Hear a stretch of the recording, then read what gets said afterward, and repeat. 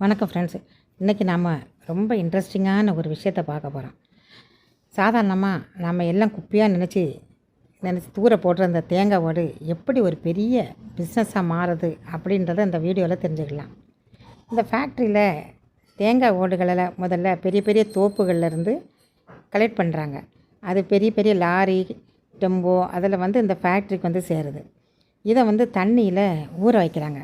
அப்படி ஊற வைக்கும்போது தான் அதில் இருக்க நார் ரொம்ப சாஃப்டாக மாறும்.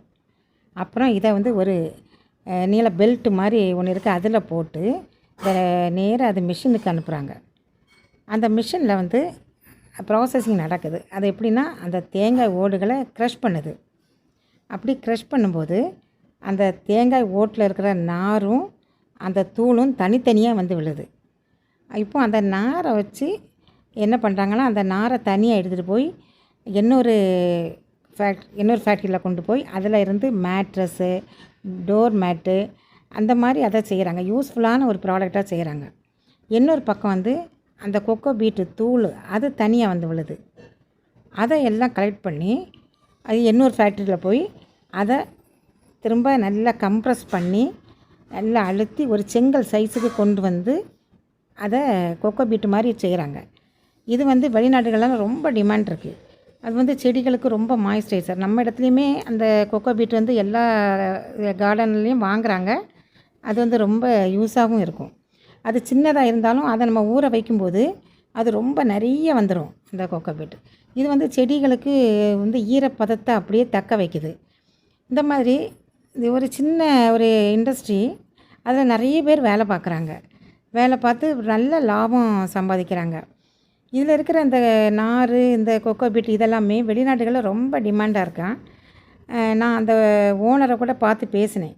இப்போ அவங்க சொன்னாங்க, இது ரொம்ப நல்ல ஒரு தொழில் எங்களுக்கு. ஏன்னா எங்கள் ஊர்லலாம் நிறைய தென்னை மரம் இருக்குது.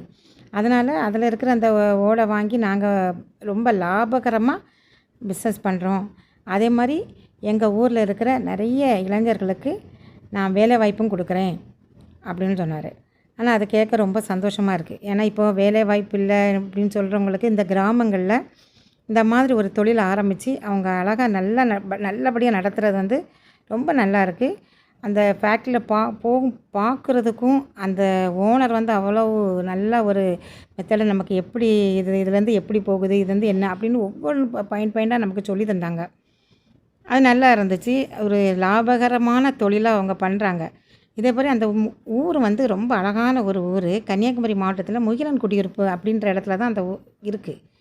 முகிலன் குடியிருப்புன்னு சொல்லும்போது அதை சுற்றி விவசாய நிலமும் நல்ல இயற்கையாக இருக்குது. கொஞ்சம் கடற்கரையும் கிராமம், அதில் வயல்வெளி இருக்குது. ஒரு அழகான ஒரு கிராமம் அது. அந்த கிராமத்தில் நான் விசிட் பண்ணி தான் இந்த ஃபேக்ட்ரியை நான் பார்த்தேன். அந்த கிராமத்தில் போனாலே அங்குள்ள மக்கள் அவங்க பேசுகிறது, அவங்க தொழில் அது மாதிரி இருக்குது. திரும்ப இந்த கம்பெனிலே கொஞ்சம் நார்த் இண்டியன்ஸும் கொஞ்சம் வேலை பார்க்குறாங்க. எல்லாமே அவங்க பண்ணி அந்த ப்ராசஸிங் எல்லாமே முடித்து அதை அப்படியே வெளிநாடுகளுக்கு ஏற்றுமதி பண்ணுறாங்க. அது வெளிநாடுகளில் இப்போ உக்ரைன் அந்த கண்ட்ரிலலாம் ரொம்ப டிமாண்டாக இருக்குனாங்க.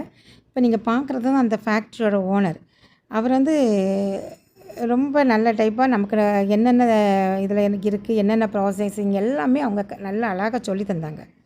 ஸோ இந்த மாதிரி ஒரு யூஸ்ஃபுல்லான உங்களுக்கு ஒரு கம்பெனியில் ஒரு ஃபேக்ட்ரியில் உள்ள விஷயங்கள் வேணும்னா என்னோடய சேனலை நீங்கள் லைக் பண்ணுங்கள், ஷேர் பண்ணுங்கள்.